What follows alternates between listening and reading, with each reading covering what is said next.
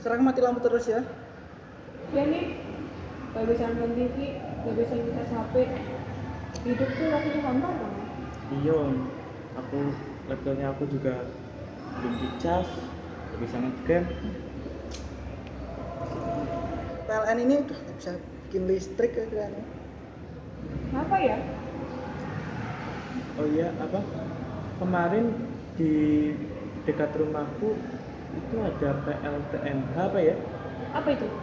PLTMH itu kayak itulah pembangkit listrik kayaknya baru kayaknya. Kemarin-kemarin lah, belum lama. Setelah itu apa mati listrik, kayaknya itu baru dibangun kayaknya baru diresmikan.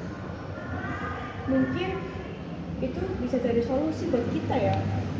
Bisa. Ah, gimana kalau kita kesana? Ayo. Bisa? Ya, Yuk. hari Senin, habis pulang sekolah kita kesana, oke? Oke.